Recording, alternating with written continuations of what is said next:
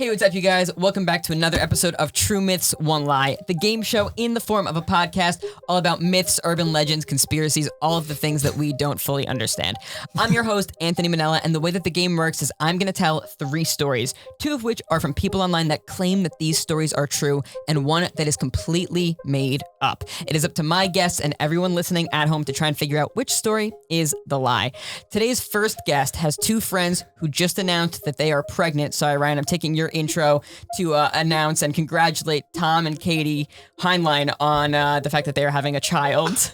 Oh, snap. No, congratulations. Oh my God. All right, I just want to say that Tom and Katie are going to be the greatest parents ever. They really are. Yes. They really are. No, they're gonna be incredible. Of every person that we know, they are the ones that should be having a baby. Yeah. This is like the way the universe should be. Yeah, I just wanted to put that in there, but I didn't know how else to, so congrats, guys. Today's second guest is lactose intolerant, but only sometimes, my brother, Christopher Manella. Only sometimes. Ryan, get that away from me. No, actually, I can drink that, but some of the things I can't. Yeah, some things his stomach is bothered by, and other things it's just magically not bothered by. Wow. We'll never understand it. Today's third guest is the EXE master, Austin Murphy. There is a small caveat here, though. He's the EXE master on YouTube, but he doesn't actually know what EXE even means. I don't. That's controversial. I do not. I just make good stuff. He just got canceled. Wait. Oh, never mind. For those confused, Austin has a YouTube channel where his stuff has been blowing up recently. He's been making .exe videos on the game Pokemon Unite, and I said one day, Austin, I gotta ask, what does .exe even mean? And he's like, I gotta be honest, I don't know, but it's working for me, so I'm gonna keep doing it. He's like, I just saw other people doing it, I'm following suit, and here we are. Here we are. And I think you literally were like, I'm glad, because I really wanted to know, what does this mean? And he just like didn't tell you. I was so excited to finally get my answer. It's okay, well, when you find out, let me know too. Well, regardless. If anyone out there knows, please let us all know in the comments below.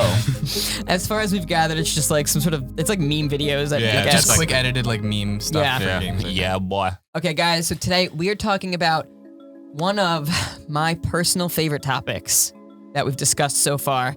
Today, we are talking about Skinwalker Ranch. Now, Ranch? Skinwalker Ranch. Ranch dressing. It's Yeah, I love not. ranch. It's not what you think it is. We're not necessarily talking about skinwalkers. It's located in Utah, Yonita. It's about a 480-acre ranch, and this place has had some of the strangest paranormal activity that has ever been seen. There's weird sightings from alien sightings there, paranormal sightings, there are strange lights, there's cattle mutilations. It's called Skinwalker Ranch because people believe that this is the spot where skinwalkers originally come from, and they must have done something to the land, and now it's like a hotbed for paranormal activity. But the craziest stories come from the 1990s when a family named the Gormans moved in there. And their stories and their eyewitness accounts are so credible that even the government confirms that these things are real. They have actually sent a real scientific research team known as NIDS, which is National Institute of Discovery Science, to go in and research this exact location. But they have really seen these things and they want to go like undisclosed, so they use fake names while doing this research so they still stay credible as scientists. With that being said, if you guys have any thoughts, feel free. How did a family move in there? This place isn't like closed off to the government? No. Many families have lived in this spot over time. It wasn't until that family that all of these things really started being recorded. They're the ones who brought this up to the government, and the government decided, you guys are right, we see these things happening too. This could be an actual national security threat. We need to have a research team come and stay here and actually, look into this. Are you guys ready to hear story number 1? Topher, are you ready? Yes. Are you ready, Austin? I do believe so. Ryan, are you ready? I am ready. Anthony, are you ready? I am so ready. Story number 1. So the father of the house, his name is Tom Gorman. One night in 1994, he's outside with his 2 kids. They're tending to their cattle, so on and so forth, when in the distance, they see a wolf. Now, it's just strolling through, and they're super confused by this, but they're not too scared. As it starts to get a little bit closer, they realize that this thing is about 3 times larger than the size of a normal wolf. In fact, the better look that they get at it, they realize this thing more closely resembles the dire wolf, which has been extinct for over 10,000 years. So they just think, all right, maybe it's just a really large wolf. This thing gets so close to them that they're able to pet it. And they do just that. They are petting this thing. It looks right into Tom's eyes. And Tom notices that this thing has icy blue eyes. He's never seen anything like this. And these eyes look more like they're looking through him, not at him. So while he's in the middle of petting this thing, all of a sudden, this thing just darts away from him and goes right after one of their cattle. It clenches its jaw on the cattle's head and neck. Tom and the kids start freaking out. They're like, oh my gosh.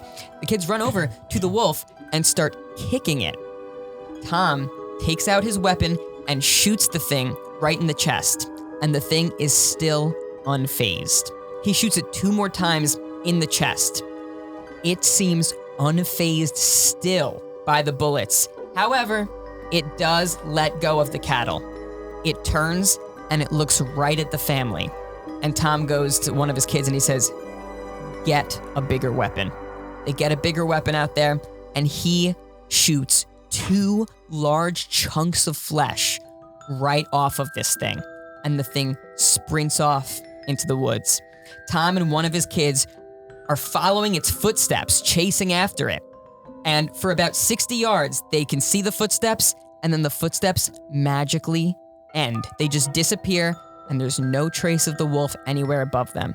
They're really confused. They go back to examine the pieces of flesh that they shot off of this thing, and they swear that these pieces of flesh smell like this thing has been dead for years. This thing has been rotting for so long. A few days later, Tom's wife Ellen is outside. She also sees this huge wolf in the distance. She calls the local police station and she's like, hey, there's this really large wolf. Can you guys come remove it from our property? And the police say, oh, that's impossible. There aren't wolves in your area.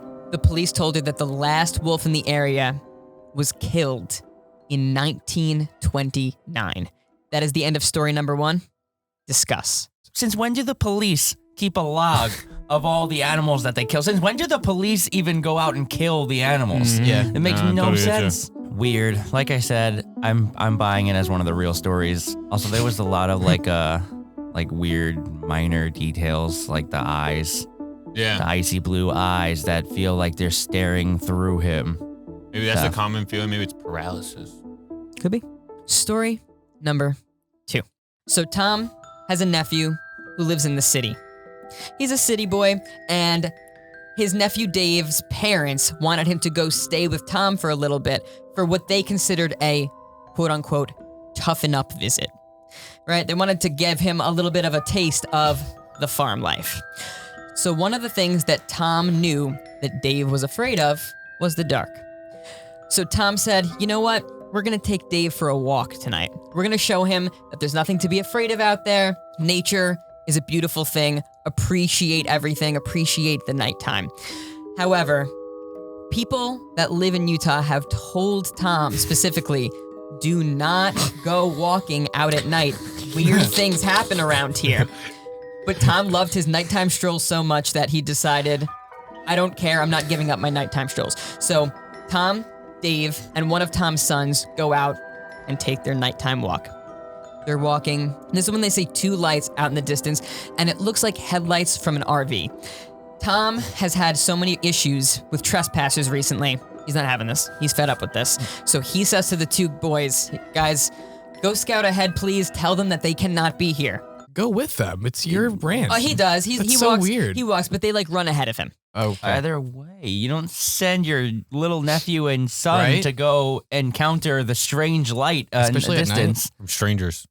Like I said, Yeah. Tom is sketchy. Great So point. Ooh. Maybe Tom's behind all of this. Points were made. Points were made. That's what I'm thinking. Tom's behind all of this. Which one? Oh my god. So many layers. So the two boys are heading out, and as soon as they start heading towards this RV, the headlights start moving backwards. Now Tom is like, hold on a second. They are way too far away from the RV for the RV to have seen them. So is it just a coincidence that this thing happens to be moving back at the same time, or did they actually see the two boys?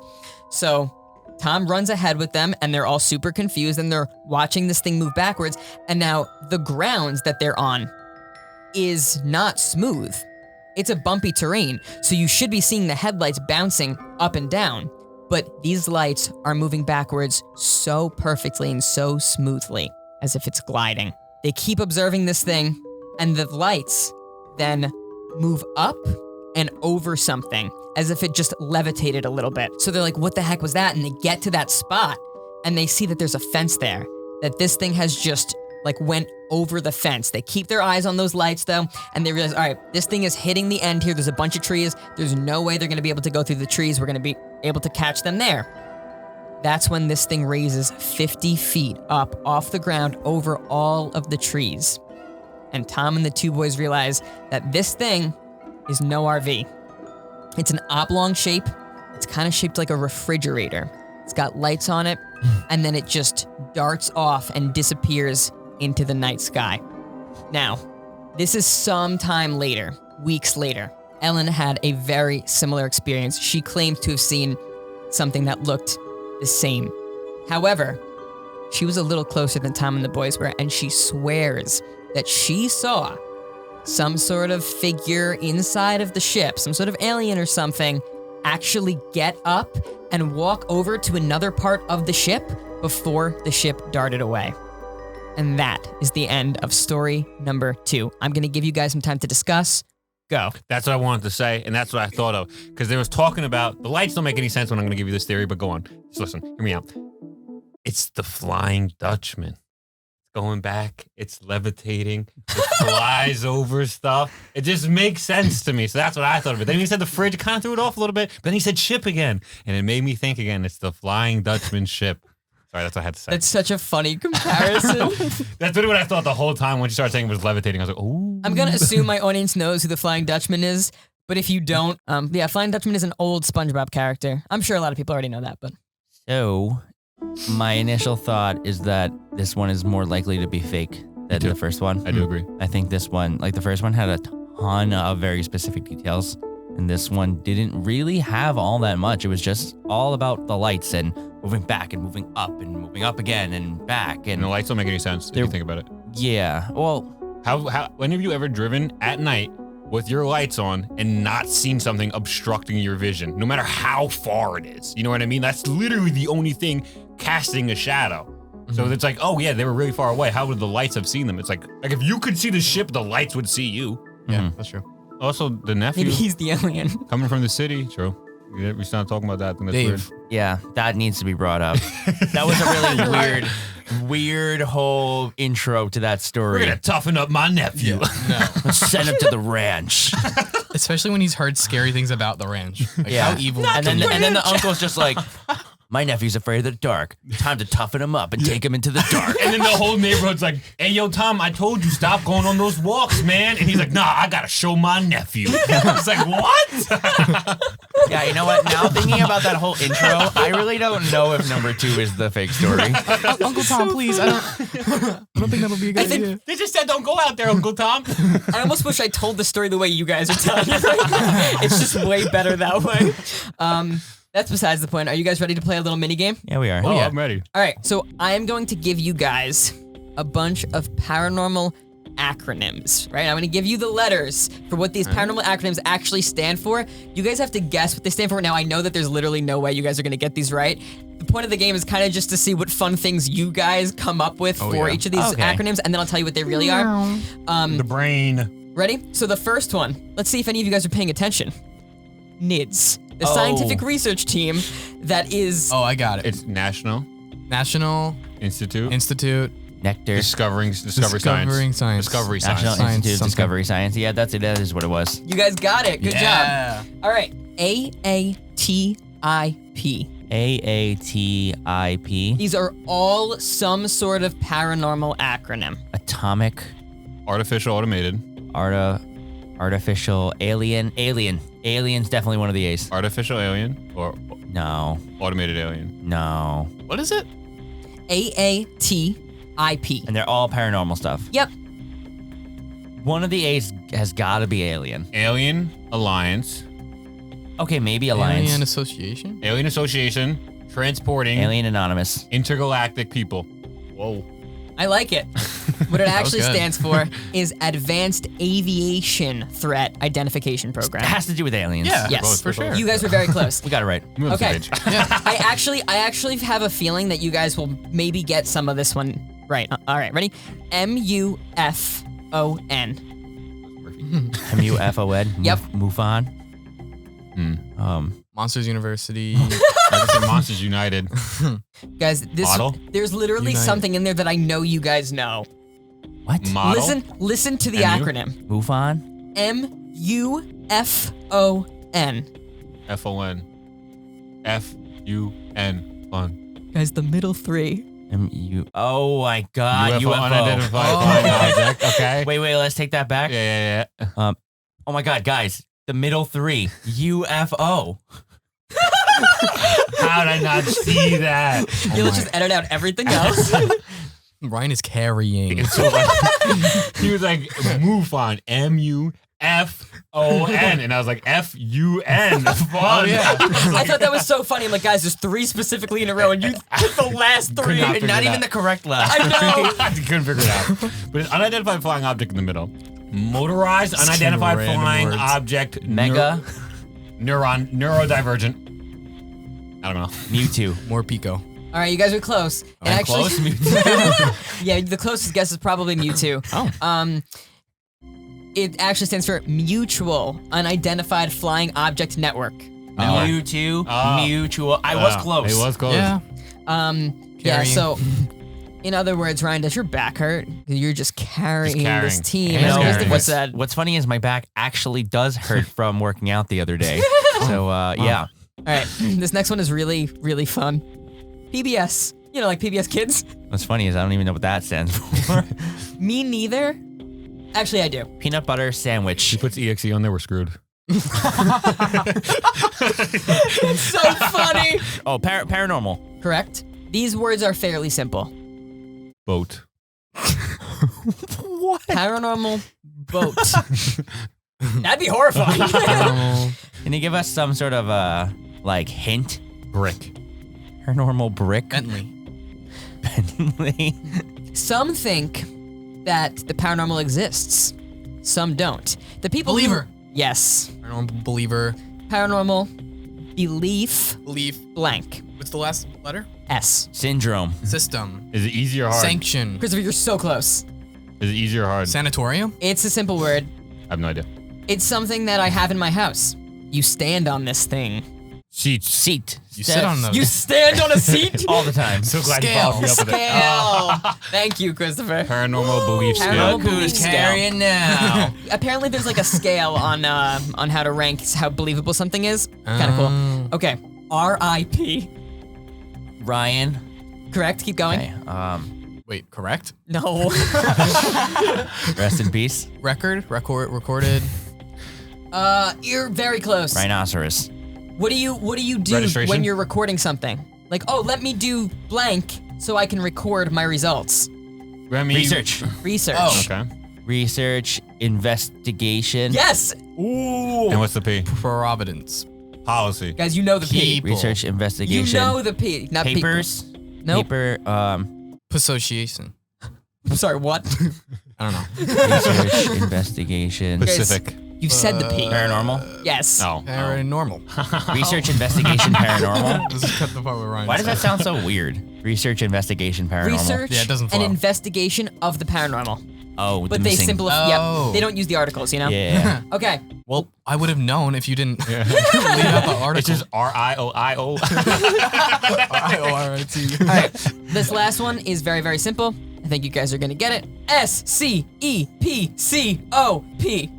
Containment breach. SCP. What does SCP even stand for? Something containment it's breach. Skep Containment cop. something. Skep What? cop. I can't. I wish I could see it. SCOP. All right, the C is containment. Is Nope. it? What? Can someone read it to me one more time? This Slowly? one is like, I know, I was obviously kidding when I said this one was simple. Can you read it to me slowly? S, Okay. C, Okay. E, Okay.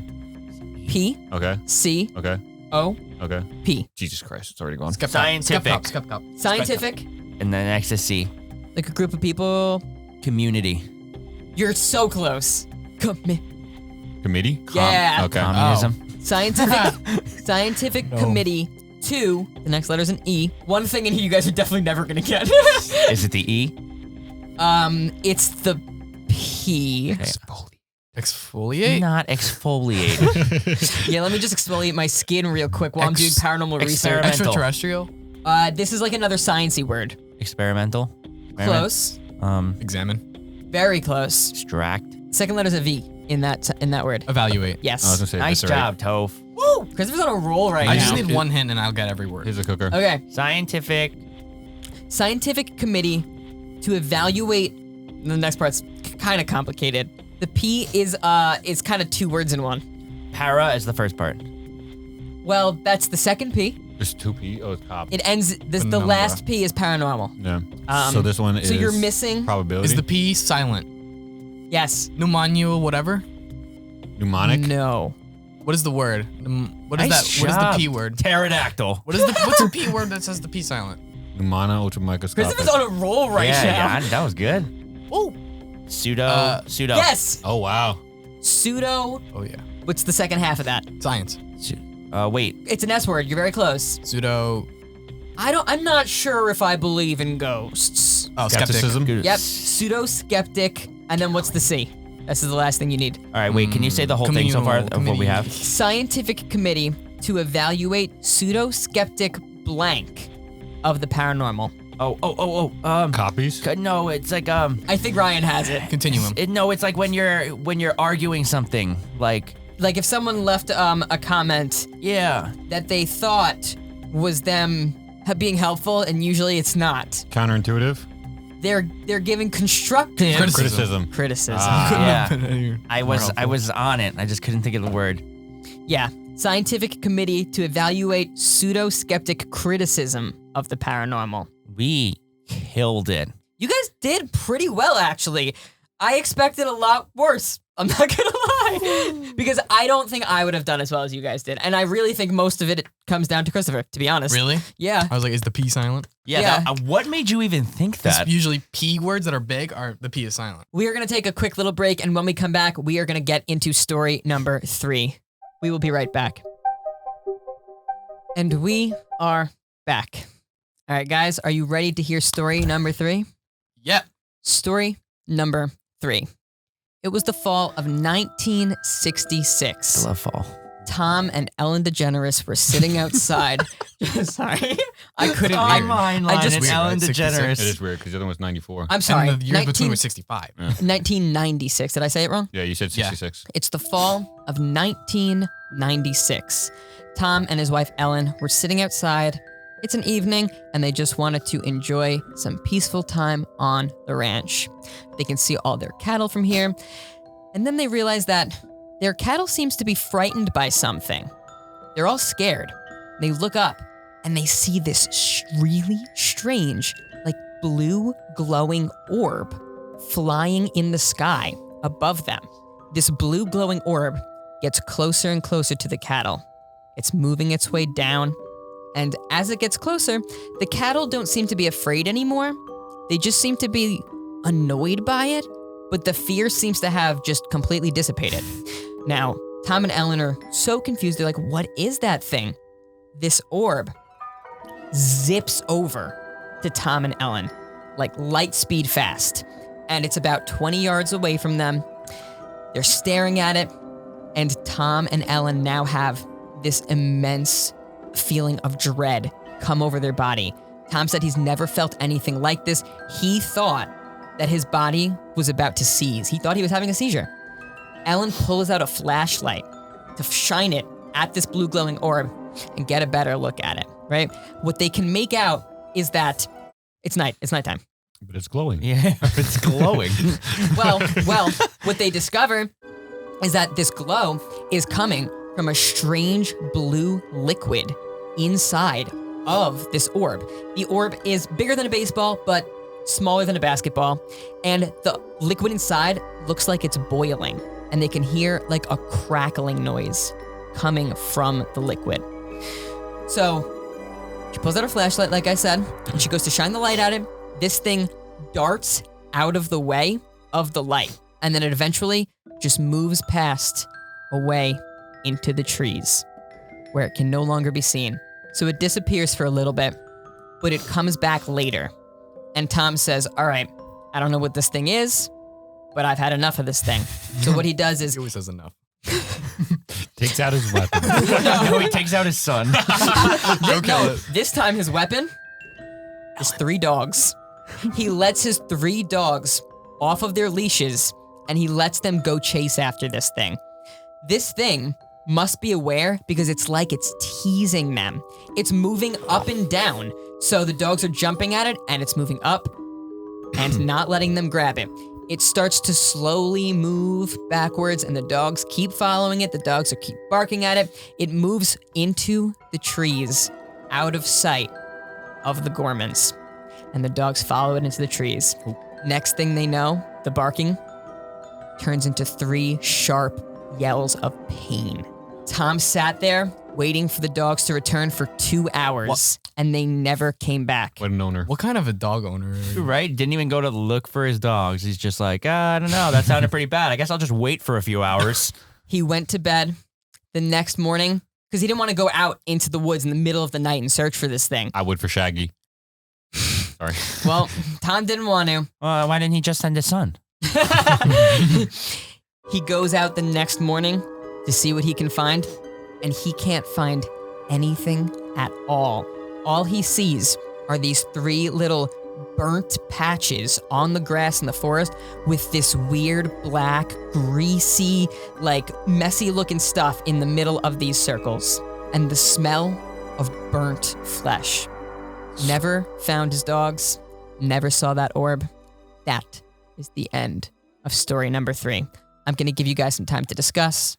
Go. So 2 of these stories were a lot more similar than the other story. Because the third story had the 100%. killings of Burnt animals. flesh. The first one and the third one both did. The Smell second one of didn't have burnt anything flesh. dying. The smell of burnt flesh. The third one made me think, honestly, for video game fans out there, of Legend of Zelda with the blue thing, like flying around. Maybe that would be like a human element that somebody added into the story for me to believe that the third one's fake. Because it feels like, to me, what I thought is based on like the first one being real.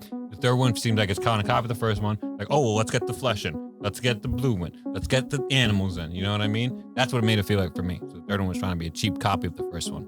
I don't know if it's that similar, honestly, to use that comparison this time around. I think these stories were kind of like very different all around. I think normally there's a lot of like clear similarities the last couple times, but like I really don't think there's clear similarities. I think story 1 was vastly different with the whole wolf thing. And story 2 was very different with the weird lights in the forest. I'm going to recap all 3 and refresh your memories real quick. Yeah. And then I'll give you guys some time to discuss.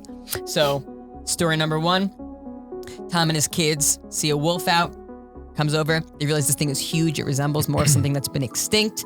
They pet it. It starts attacking one of their cattle. They shoot at it. They shoot 2 chunks of flesh off of it, and the flesh smells like it's already been a dead creature. The thing vanishes. Its footprints vanish, so on and so forth. Story number 2, Tom's nephew came to visit. He was going for a toughen up visit. That's what they like to call it. He realized his nephew was afraid of the dark, so he takes him out in the middle of the night with his son for a stroll. They see some headlights. The thing starts levitating over a fence. It then levitates over some trees. They realize this thing is no RV. This thing is some weird oblong refrigerator-shaped looking thing, and it darts off and disappears into the sky. Story number 3, Tom and his wife are out on their porch. There's a blue glowing orb, goes up to their cattle, goes up to them. It's boiling. It's got some sort of weird liquid inside. Disappears into the woods, comes back later, grabs the attention of their dogs. Tom lets them go attack it. They never get to attack it. Instead, it attacks them. Those are your 3 stories. I'm going to give you guys some time to make your final decision. Go. I think from like hearing that and thinking of them, I feel like story number 3 is the most likely fake one. What do you think, Austin? I agree. Okay. It's 3 or 2, in my opinion. So initially, like I was on 2 when it was told, but then once we talked about once we brought back up the whole beginning thing with the nephew, like no way, there's no way. Yeah, you're really just outing yourself if you wrote that as a fake. Number 3, I think, has less detail. The only details that really stood out in 3 were the liquid of the orb Boiling, and the boiling and like bigger than a baseball, smaller than a basketball, but like really weren't any like wild details there. Or that the dog's ashes too, like just being black spots where they were. I guess if they were vaporized or something. Yeah, but it wasn't like anything too specific. That was just like obviously stating that the dogs were like. Well, I mean, it could be like bones or something, but instead it's like these are vaporized. Yeah. Exactly. So that's the only description I would notice. But I do agree. I think it's the 3rd one, honestly. How do you Yeah, I'm feel? good with that. I think that all the stories were like really good, and it's definitely not easy. But like, my gut feeling is saying 3. Guys, I'm gonna need an answer. Okay, want to just do it? Yeah. I trust them. Yeah. 3. I don't really have a feeling for any of the stories. You're locking in story number 3? Yep. Yep, we're locking it in. He seems so dejected. It's Guys? already out. It's time for me to say my favorite sentence. Would you believe me if I told you this episode has a twist? Oh God. Another twist. Did we lose? I figured that this game was getting too easy. So I thought Excuse me. I thought we'd up the difficulty. And believe it or not, you may have gotten it right, but you may not have. You have 3 more stories on the same topic to listen to next week, and you're gonna choose 1 fake story out of 6. You may not have even heard the fake story this week. You may have, but you'll have to find out in episode 2 of Skinwalker Ranch. Oh no. Anthony, I don't want to wait a week. So, No. It feels like a loss. no, it's not a loss. Not a loss yet. You don't know. You don't know. With that being said, Did we get 2 guesses? nope. All right. It's just, I just really wanted to have a very, very difficult episode because you guys have been winning so much recently. Have we? No. I just thought this would just be a fun way to make you guys even more mad. Bob is mad. Wait a second. My hair looked bad. There is a right answer. It's not like I'm not gonna at the end of It might not episode even 2. be any of these. But now we're expected to remember these stories going into the next part. I'm going to- whole week later. What is that, yo? 156 hours or something? I'm going to retell everything. So for those of you who want to know the answer, you're gonna have to find out next week with them. So come back, make sure you subscribe on both our podcast devices and on our YouTube, so this way you don't miss when part 2 gets posted. And next week's stories, if you thought this week was crazy, we barely scratched the surface. Next week's stories are absolutely insane, and they involve the scientific research team that's funded by the government. NIDS, correct. Thank you guys so much for playing. Thank you guys so much for watching. If you enjoyed, please give it a like, leave a comment down below letting us know what you thought. And don't forget to send me in your own stories. Then make sure to send them into truemythsonlie@gmail.com or to my Instagram @culty35, whichever you prefer. That is about it. Thank you guys so much. We will see you next week for the answer to Skinwalker Ranch. Bye, guys.